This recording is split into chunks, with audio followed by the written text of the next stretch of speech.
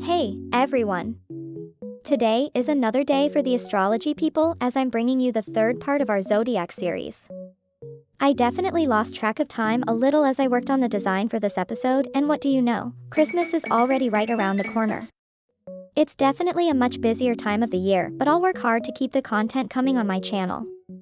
Now that we are at the third part out of 4, it means today we're drawing Libra, Scorpio, and Sagittarius. Which also means today is our last fire sign design. I'm very happy with the designs for this batch, so how about we just get started? Let's go. Usually with these designs, the first aspect I think of is the silhouette of the character's body. It's my first clue as to where I want to bring the design and what types of elements I want for it. In Libra's case, I wanted to go for something like Sarah Bellum from the Powerpuff Girls. You know, the secretary who works for the mayor, whose face we can never properly see. She has long legs, wider hips, and feels very model-like.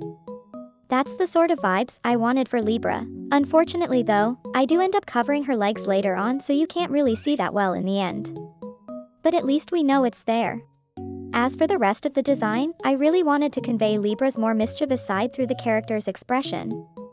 As they're represented by the scales, Libras are considered to be eternally indecisive, but always striving for symmetry in their life. One thing for sure though, they are social butterflies and always full of surprises. Being an air sign, I should have gone for generally blue and grayish tones, but in my head, Libras are bright orange. I'm not sure if this is a type of synesthesia, but sometimes, some specific things to me have very specific colors. Like maths are green and science is purple, that sort of thing. However, I really didn't want to deviate too much from the color palettes I'm using for each element.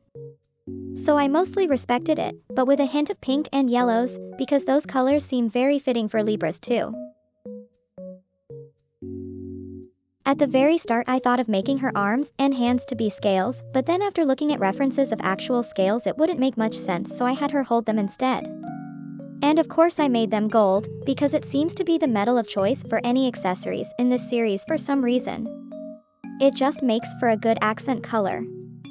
And as I mentioned earlier, symmetry is an important element for Libras, so I made sure her design was overall as symmetrical as possible. Also, the yellow spots in her hair are flowers, though it's not super visible at this point. They're marigolds, which are the flowers representative of the month of October, which is the main month for Libra. Overall, I have to admit I'm really happy with this design. It's just so graceful, I'm surprised at myself for coming up with it. It's definitely one of my favorite designs so far, even though I try not to have too obvious favorites among my children. My only worry is that she is going to look too detailed when put next to the others, but that's probably fine. I just couldn't pass up the opportunity to add texture to her hair and accessories. I'll just blame it on Libras loving to be extra all the time. And there we go, our lovely Libra is now done. What do you think of her? She's tall, mischievous, and elegant all at once. Who knows what she's planning next? So now we have Scorpio. You know how I said earlier I try to not play favorites? I lied. A little. I don't know if it's a thing for everyone who is into astrology, but I do have favorite signs. And I love Scorpio. I'm not sure why I even love this sign so much, but I do. Maybe it's because I have high compatibility with it? Who knows, but I adore my Scorpios. And this design is about to be really self-indulgent, and totally not in the water sign color palette, because I guess that's the favorite privilege. There's a character design element I've been wanting to use so badly during this entire series, and I'm not sure I can explain it properly, but I'll try. It's when characters have bangs or some headpiece that covers a portion of their eyes. Here are some examples of that. I just think it looks really neat. Something else I wanted to convey from Scorpio's design was nonchalance, but in a confident way. Hair just a bit messy, clothes that are well put together but without looking like they care too much, a little smirk, etc.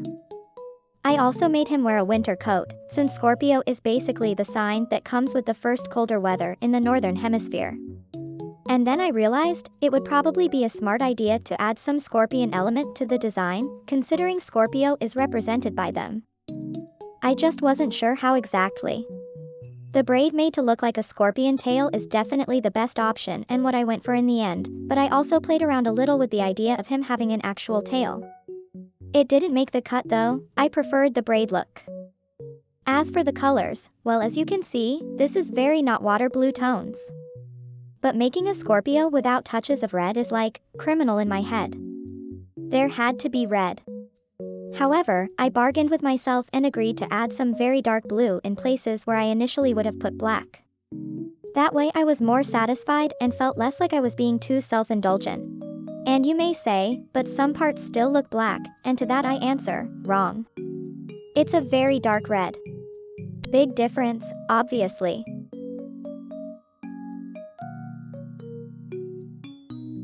From then on, I was already very satisfied with the design. It didn't feel like it needed much more detail to look how I wanted it to. All I did was some polishing and adding a silver necklace, some white trimming on the coat and the Scorpio symbol. With all of that, our perfectly edgy Scorpio is done.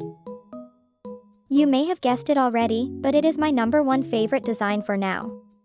It may be simpler than others, but I love when I can achieve a theme while remaining simple. What do you think?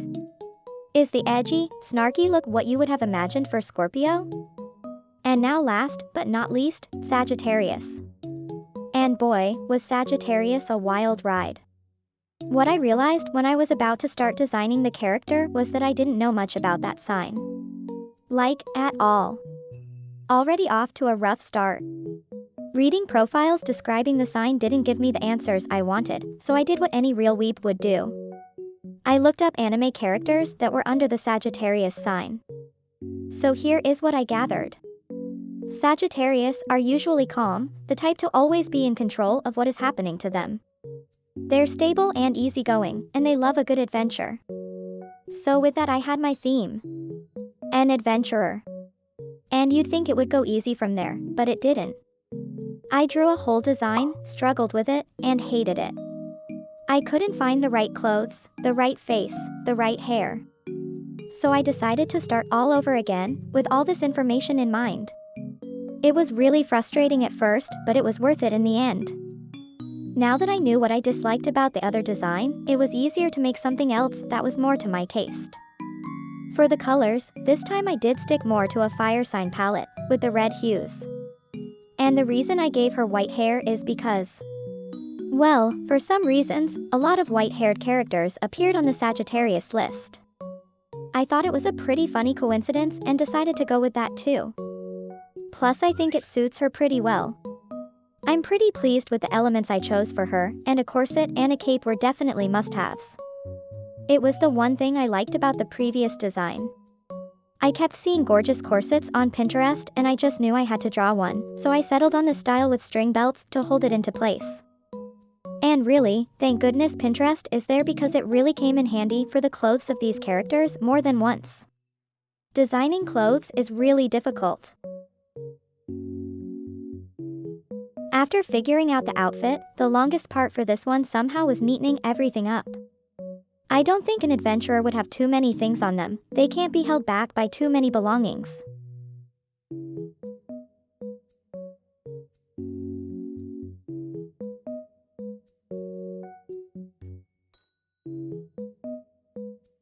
And with that decorative knot on her belt done, Miss Sagittarius is complete. She was a struggle, but I'm happy with how she came out in the end. What do you think? Doesn't she just look ready as ever to go on an adventure? Here are our 3 new characters to add to the family. I think they look pretty good together like that. They're all so different, I think my brain is going to be dried out of creativity juice when I'm done with this series. And with that, we now have 9 characters, and 3 more to go. Seeing all of them like that feels so weird, you can tell I'm gradually shifting towards a more muted palette with each design. The last ones feel a lot more polished too. You really never stop progressing with art. I really hope you enjoyed this video. I had a lot of fun with it and I'm so glad I was finally able to make a design for Scorpio. Next part of the series will have Aquarius, Capricorn and Pisces, and I'm very excited for these. Thank you so much for watching. Don't forget to like and subscribe if you like this sort of content. See you soon.